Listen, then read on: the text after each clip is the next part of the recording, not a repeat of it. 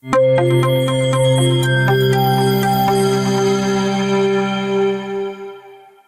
everyone, welcome to another lecture of general medicine where I make a difficult, boring topic easy and memorizable to learn.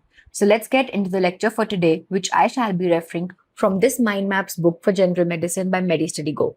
This book contains every medicine topic in pictorial representation of a mind map wherein all categories are created in a circular form revolving around the main center topic. And that's how you can summarize your topic into specific headings and learn it like a story. That's how I'll be teaching today's video, so keep watching till the end. And let's get into the lecture for today, which is bleeding disorders. So what are bleeding disorders? There is something which is wrong in the cascade of the coagulation cycle, due to which uncontrolled bleeding is happening, and loss of blood from the body is obviously going to lead to a situation of threat and danger to the body, and the main vital organs are going to compensate for it. So in this lecture, we're going to study what bleeding disorders can occur and why do they happen and how to treat them.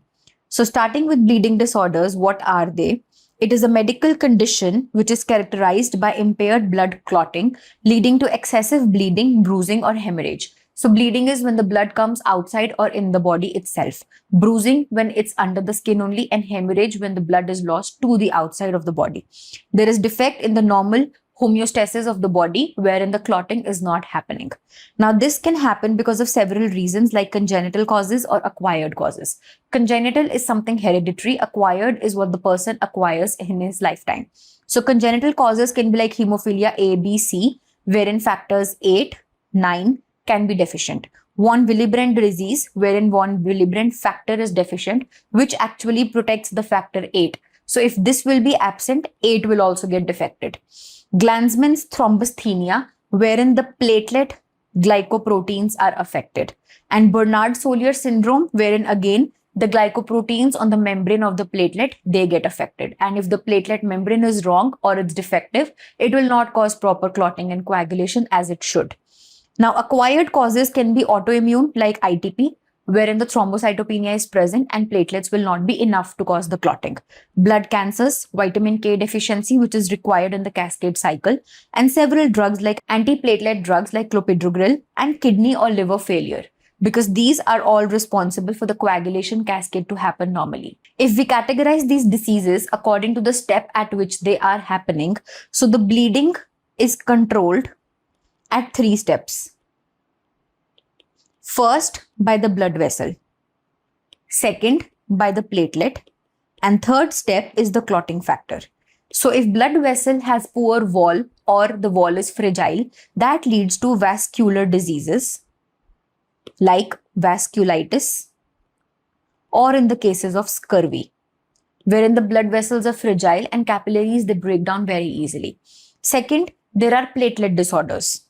Example, ITP, wherein thrombocytopenia is present, or these Bernard-Soulier syndrome, Glanzmann thrombasthenia, wherein the glycoproteins are affected on the platelets, or some drugs which act on the platelets. Lastly, clotting factors can be associated, wherein the factor in itself is absent, like hemophilia A, B, C, or von Willebrand disease. So this is how you can also categorize it in a separate way according to the step at which the disease or defect has happened. Now, before we get into why the disease is happening, we must know what is the normal cycle in which the clotting actually happens. So we have always studied the coagulation cascade in 2 steps, intrinsic pathway and extrinsic pathway. Just giving a quick overview of this coagulation cascade. The intrinsic pathway starts with collagen kallikrein or HBM. So the intrinsic pathway starts when the collagen breakdown in the blood vessel or anywhere where bleeding is happening. It promotes factor 12 to convert to 12A, which promotes 11 to 11A conversion in the presence of calcium, which forms 9A from 9 factor. Now this 9A enters and converts into 10 after the 8A is being promoted and converted from factor 8. Now there are too many steps over here, and after the 9A is converted with 8A into the factor 10, it enters the common pathway. Talking about the extrinsic pathway, this is when endothelial tissue itself is damaged. It leads to the release of tissue factor, which is 3, and 3A in the presence of 7A due to activation from 7 enters the cascade cycle in the presence of calcium to form 10A. This 10A from 10 leads to the formation of 2A, which is thrombin formation, which forms fibrin finally. This fibrin is then stabilized by the action of platelets and a clot is formed. Now, whatever disorder happens, it can happen at any step. If suppose factor 8 is not present or is not protected correctly, then hemophilia A or von Willebrand disease can happen. If factor 11 is absent, that will lead to hemophilia C. If factor 9 is absent, that will lead to hemophilia B. And lastly, if vitamin K deficiency is there, that is going to affect the synthesis of factor 7 and extrinsic pathway will be affected. So this is the normal coagulation cascade. Now what happens when a bleeding disorder is present? Either of the factor is going to be missing or the platelet is going to be defective. For example, there is going to be loss of fibrinogen, so fibrin will not be formed. Second, the dense granules in the platelets are going to be deficient, which leads to storage pool deficiency. Now, what are the granules of platelets? So platelets contain 3 types of granules: alpha granules, dense granules, and lysosomal granules.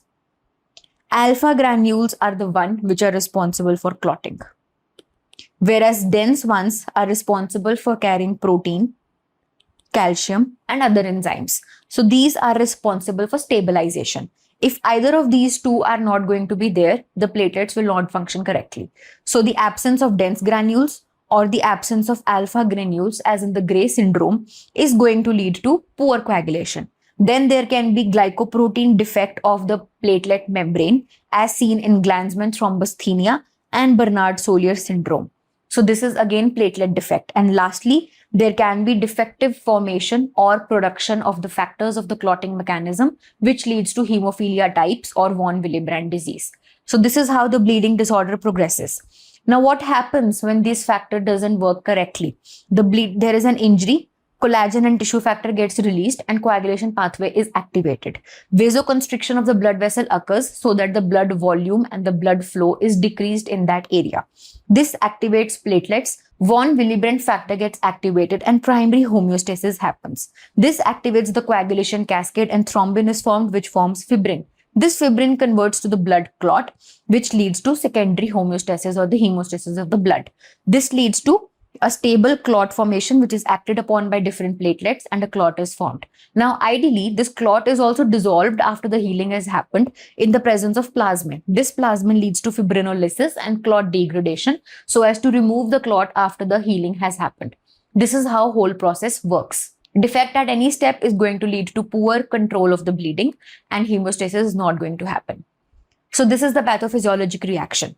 Now, what is this pathophysiology going to lead to? So what are the clinical features? There is going to be nosebleed, purpura, ecchymosis, heavy menstrual bleeding, hematomas, hemarthrosis, mucosal bleeds, and petechiae. All of these are just types of bleeds from different parts of the body.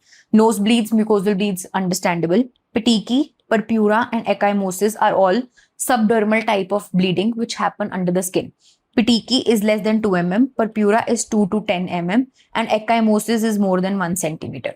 Petechiae is mostly because of capillary issue, purpura is because of platelet issue, and ecchymosis is because of clotting defect. Then there can be hematoma, wherein a large swelling with blood is present, hemarthrosis, wherein blood gets collected in the joints, mucosal bleeds, and petechiae. So these will be the clinical features of the disease.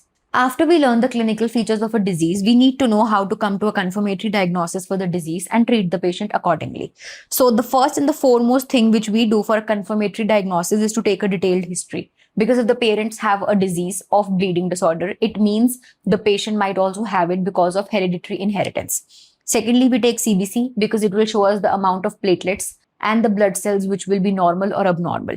Then we take the platelet count. If that is decreased, it will show ITP to be present or some destruction of the platelets. Then we take bleeding time because that is going to be increased in hemophilia as factor 8, 9 is not there. Then PT is taken, which suggests the extrinsic pathway. If PT is increased, extrinsic pathway is wrong. And if aPTT is increased, intrinsic pathway is wrong. So these all tests can be used to rule out the step at which the disease has happened. And lastly, we do genetic testing for any chromosomal abnormalities. After we rule out the cause and which factor or which cell is improperly formed and in improper quantity, we come to the treatment. So treatment is going to be to remove the cause or replace it. Suppose factor 8 is not there, we replace it. Factor 9 is not there, we give that concentrate. After the replacement therapy, we can give desmopressin because desmopressin is responsible in stimulating the endothelial cells, which will release factor 8 and von Willebrand factor. This leads to the primary clotting. So desmopressin will be the drug of choice over here. So this is how you can wrap up this topic of bleeding disorders in 3-page mind maps. Other than this, if you have a patient, how to proceed for it. So what is going to be the flow chart or the mechanism in which you go for a patient? So approach to a bleeding patient, step 1 is to take the history and the pattern of bleeding is checked. Whether what is the size of the bleed, small, big, moderate. So mucocutaneous bleeding is checked for as petechiae or epistaxis can be present, and platelet and vessel disorder will be indicated if petechiae is present. Deep tissue bleeding will be seen in the form of hemarthrosis or muscular hematoma, which means coagulation factor disorder is present. Family history, if present, will link to X-linked recessive pattern, thinking for hemophilia A or B. And step 2 is to go for lab screening, wherein PT, BT, aPTT tests can be done, identifying the abnormality, and then we narrow down to the cause. Lastly, specific factor assays are carried out, like factor 8 for hemophilia A, factor 9 for hemophilia B, von Willebrand factor for the von Willebrand disease, and ristostatin cofactor for von Willebrand disease. So this is how you can progress for a patient who complains of bleeding disease as to what is the cause and which factor is affected. This information can be easily achieved along with other such resources beyond this mind map under the category of Beyond the Mind Map on the app of MediStudy Go. The app I'm talking about is this one, which is easily available for iOS and Android. What else comes on the app are questions, the flashcards and MCQs, which can be solved for university Viva exams as well as for NEET. For example, I have a flashcard over here. How does bleeding differ in platelet versus coagulation disorders? What is the difference? That in the platelet disorders, there is superficial bleeding, whereas in coagulation disorders, there is going to be deep bleeding like hemarthrosis or muscle hematoma. And coming to an MCQ, in thrombocytopenic purpura, there is increased platelet, decreased platelet, normal platelet, or defective functioning. There is decreased platelet as we have studied. So this is how you can flip over the question, view the answer along with the explanation, all available in the app of MediStudy Go. And you can get the Mind Maps physical hard copy book for yourself also. Take it, write down the notes from this video and revise it whenever you have to take up general medicine. You can get the book for yourself from any e-commerce platform like Amazon, Dentalcard, Flipkart, or even the website of MediStudy Go. If you'd like to view more such videos where you can compile a difficult topic in under 10-15 minutes, just subscribe our channel on YouTube and you'll be good to go. And I'll see you in the next one. Thank you for watching.